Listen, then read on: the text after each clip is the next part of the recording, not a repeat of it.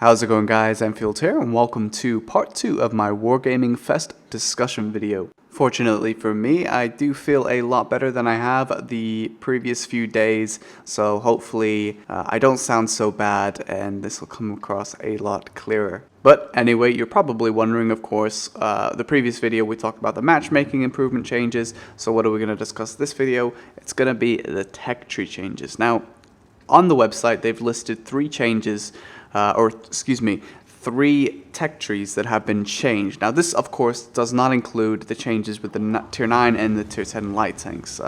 This is strictly other things that they've done to some of the tech trees or, tanks that they've directly affected. So that's what we're going to look at for this video. So as the Germans have the most changes to the tech tree, we'll start with the other two, starting with the Americans.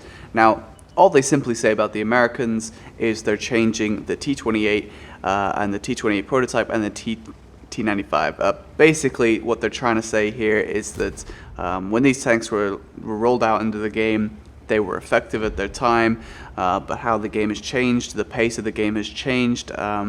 These tanks haven't really kept up. They've been power creeped, etc., etc. So they're going to give them a considerable speed boost, as they say. So that's quite interesting because I really don't know how much faster you can make these tanks without it looking really silly. That being said, I do respect that they acknowledge that slow tanks really do not work in today's game. So they're right about that, and that's nice that they acknowledge that. However, again, what they're going to do with the speed, I mean, you can boost the speed, but I don't know how much buy to make them truly effective. But, there's not much to it. So that's the Americans, basically. We'll have to see exactly what they sort of change with it, whether they really do boost the speed, whether it's just a max speed or whether it's the acceleration or what exactly is boosted. It'll be interesting to see.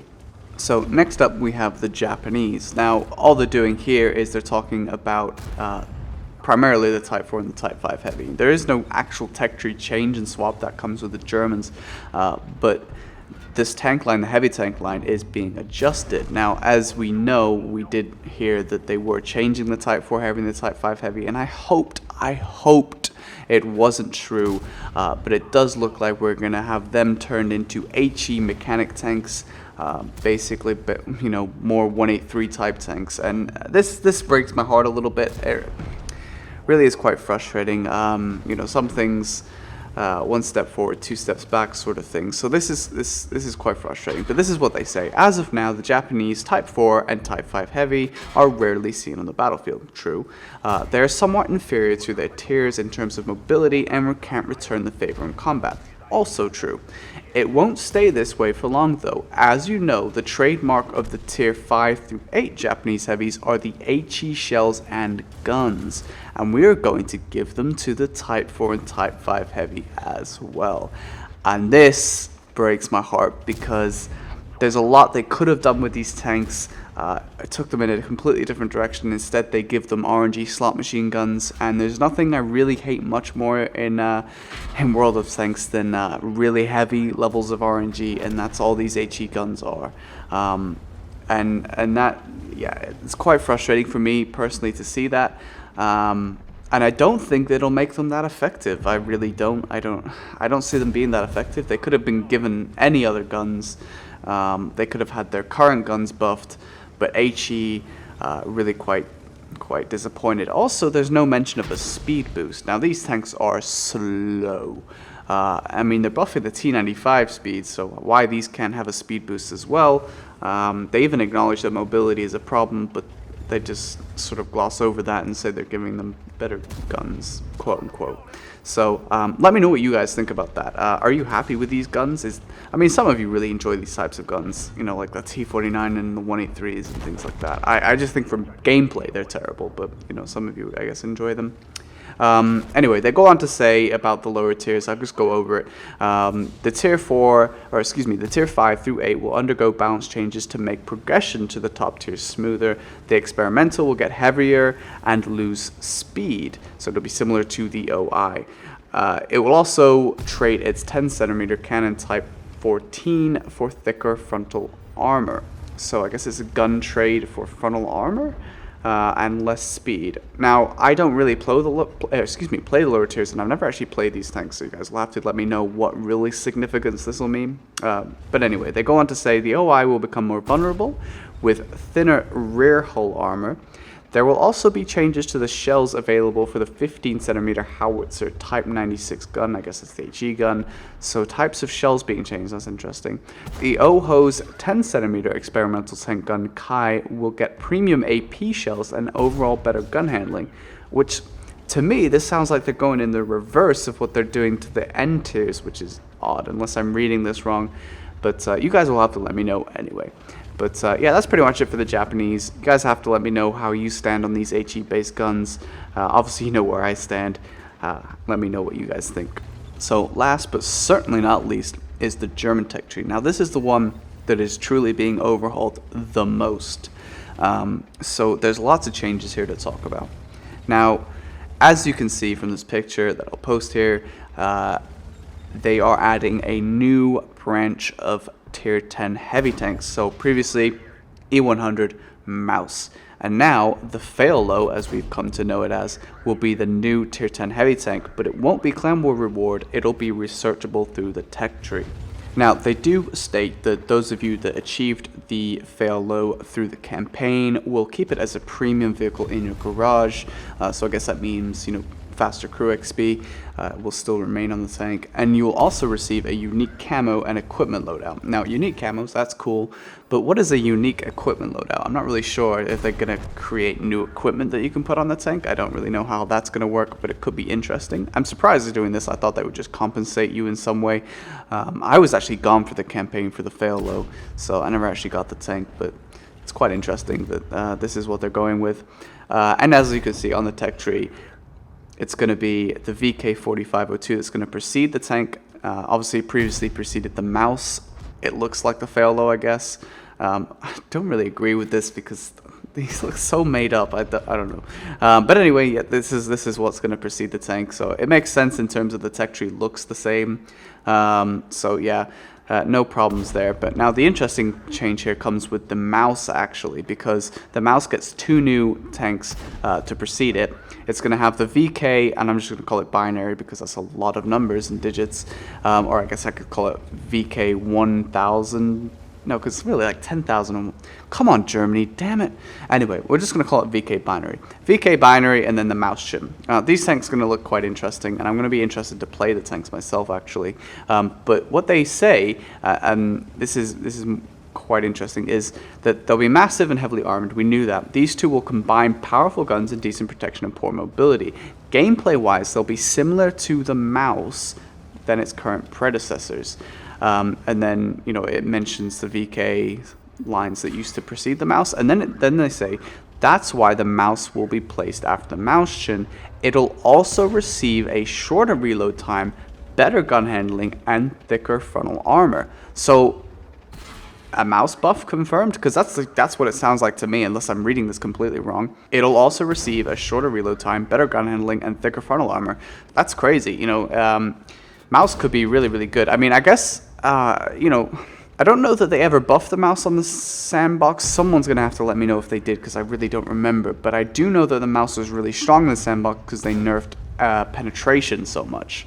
So, yeah, the Mouse could be really good if I'm understanding this correctly.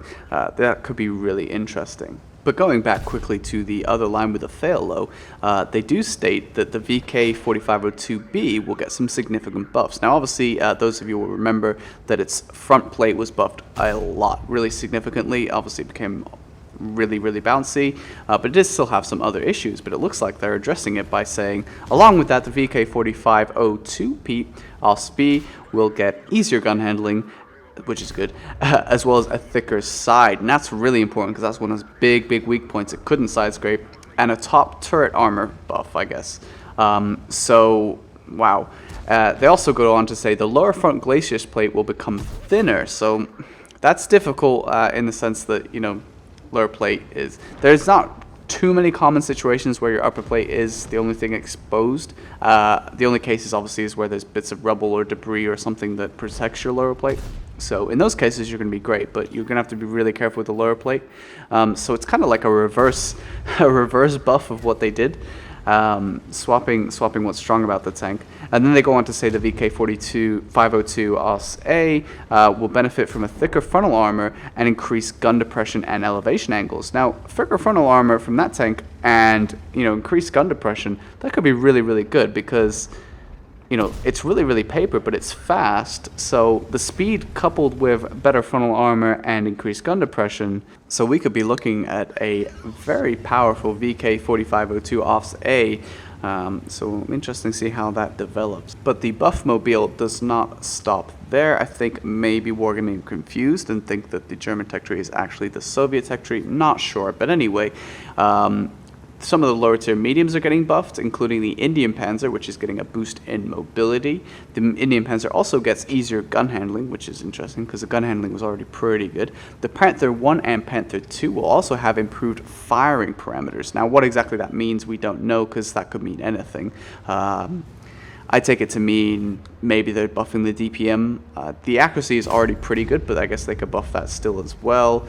So it'll be interesting to see exactly what that means because they're not being very specific there, but it's something with the gun is being buffed, so that is a positive. The Panther 2 will also receive a new gun, the 8.8cm L100. Now, this is interesting because it currently has the 8.8cm L71. Now, the L100 can be found on the E50. It's a tier 9 gun, not the best gun the E50 gets, that's a 10.5, but this gun is considered a tier 9, and the difference is it gets about 20 more penetration on the actual AP round. Now, it's a improvement, and the APCR round is something around 24 better. So it's an improvement for sure. Now, the rate of fire is actually listed as higher on the L100. Now, obviously, we don't know exactly how the stats will translate, but judging by what we've seen, we can expect them to be better. The final listed changes to the German tanks are that the Tiger P and the Tiger 1 and the heavy tank number 6, that's the Japanese tier 6 premium Tiger, and the VK-3001P, they all have thicker turret armor. This is a very important buff. Of course, it doesn't say exactly how much, so we don't really know. It could be very, very minor indeed, but nonetheless, it's thicker, so it is a buff.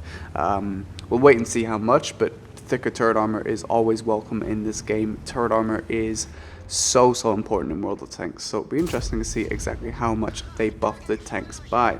Now, the E75 will receive easier gun handling. This was something that we maybe expected because they said they were going to buff the VK OS-B. So the E75 has the same exact gun, so I guess logically the E75 may receive some buffs in that area too, although it doesn't say anything else about the gun, just that it will be easier gun handling. So we're not sure exactly if it's getting all of the same buffs as the VK series or just separate buffs, so that's interesting. Now, the E100 is getting increased AP penetration, finally, for the 15cm. This is nice, although from what we've seen, it's not a massive buff, and E100 still, due to the longer reload and the fact that it's still really low pen, may still be better off using the heat rounds as its primary shell, but at least it's something. It's a step in the right direction for the E100, so that's positive to see. They also mentioned that the stock gun is being improved. Of course, we can go back to the E75 being improved, same gun there, so we expect the stock E100 gun to be improved as well. So that wraps up all the actual listed changes from the actual official World of Tanks site. However, according to some other sources, we do have an idea that they're interested in producing some of the Tank Ace. These are Tiger 1 tanks. I guess they're probably going to be premium tanks, starting with Otto Carius's Tiger. I assume they're going to be premium tanks at least. I'm not 100% positive. So it'll be interesting to see how they introduce those. I mean, I guess it would be weird for them to add it in the tech tree where you have an option of which Tiger you want to pick, although that would be freaking cool, not going to lie. But I guess premium tanks, I accept that that's something that they would prefer to do. But before you get too excited about that, just remember that this is, of course, rumors. This isn't actually coming from the World of Tanks page. So overall, a lot of positive changes coming out for the Germans here. A lot of buffs going their way, very, very few nerfs. In fact, the only one I can really remember is the VK Osby's lower plate being nerfed, but obviously it's getting other buffs to compensate. We're going to get new tech line, so new tanks to fill out the tech line. So really, really interesting, and I'm really excited to try out the Mauston in particular. I think that's going to be exciting. I'm going to go up the fail low line, so I've got 3 tier 10 German heavy tanks, so I'm quite excited for that. Congratulations to those of you that had the tank for the Clan War campaign. Obviously you guys will get that unique camo and also unique equipment, and it'll still be a premium tank, so that's quite cool for you guys. But I'll be interested to own the tank. I think it'll be quite fun to try it out, see if it's any good. So lots of cool changes, and that of course doesn't include the tier 10 light tank that the Germans will get, so that's going to be cool to try that out as well. So I'm really excited. I think these are really positive changes. The only thing I kind of worry about is over buffs. So obviously no numbers, no solid numbers have been listed. They're just saying they're being buffed, so we don't know exactly what they're really buffing and how significant those buffs may be.